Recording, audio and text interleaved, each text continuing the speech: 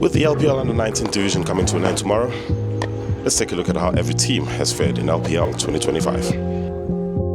The Celestial Knights struggled in LPL Under-19 2025 with just one win in their 7 matches. El Rojobla was their bright spark in their campaign with 8 wickets, tied 9th in the campaign with an economy rate of 5.19, a league low, as well as 127 runs at a strike rate of 133. Jaden Blom also had 7 wickets alongside Abu Bakr Rasul, who also took the only hat-trick in LPL Under-19. In this year's tournament was a very tight and tense battle. The gap between the 3 teams that miss out on the playoffs and the one that makes it is only 5. The Cavalier Cats started 2-1 before failing to win any of their last 4 matches.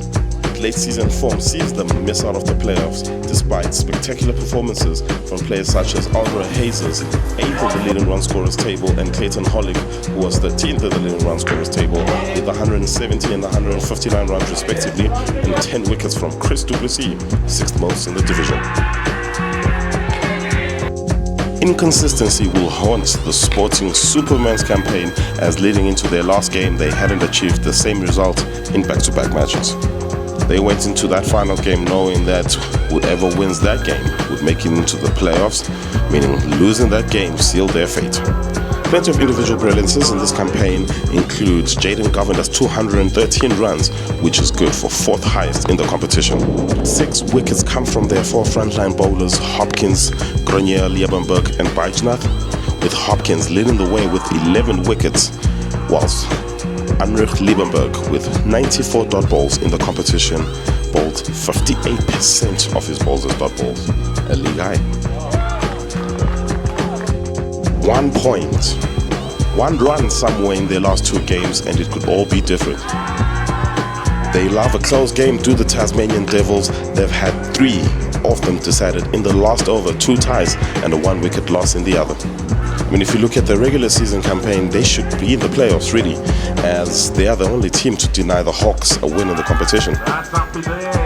It will be a tough pill to swallow for the Tasmanian Devils, especially for their bowling attack that shine the brightest in the competition, with 2 of the top 5 wicket takers in the competition in Alex Weist and Mark van der Berg.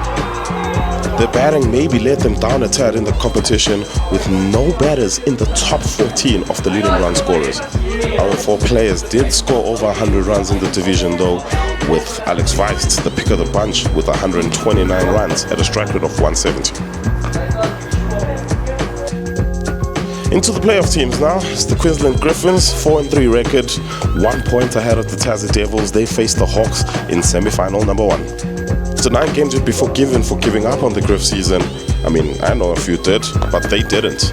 3 losses from 3, something had to give, and what followed was a clinical display in fighting spirit and winning. Just that, winning 4 games, 4 wins, and they sneak into the playoffs. The game 1 loss to the Hawks feels like ages ago, and the Hawks know that they will not be facing the same team they did in week 1. Here to watch out for from them is going to be Rowan Strauss with both bats and ball. He had 120 runs in the competition and 7 wickets as well.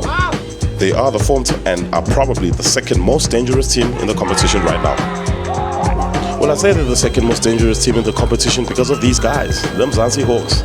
6 wins, no losses, scored 237 in 16. They hit 75 sixes in the round robin.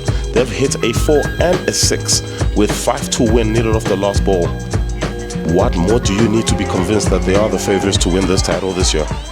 Although Handruk Graham with 8 wickets and JC Young with 10 have performed well with the ball, it's the bat really that has led them to this position. They have the 2 leading run scorers in the competition. Their skipper Ruben Maria leading the way with 264, with Warren Minar scoring 238 in the competition, including a century. He, however, is not the only centurion in this team so far this competition, with Vian Ruffen, 7th by the way in the run scoring list with 178, has hit the highest score in LPL Under-19 2025, an unbeaten 120. The Hawks and the Griffs face off at all parks. Game starts at 8. Hawks are the most offensive team in the league, while the Warriors are the ice to their fire. They are the most disciplined side with the ball in the competition, have both the least extras and the most dot balls. They also boast the league's top 2 wicket takers in Charles Prinsloo and Wade McQuinn with 16 and 14 wickets apiece, with Dasin Hanslu also contributing with the wickets as well.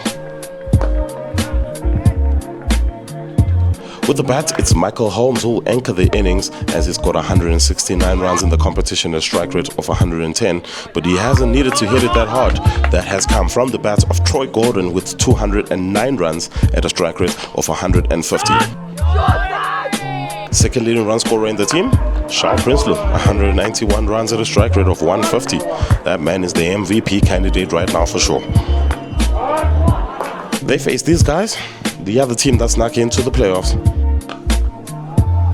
It was a busy last day for the Allstars as they needed their 2 wins to sneak into this playoff against the Warriors.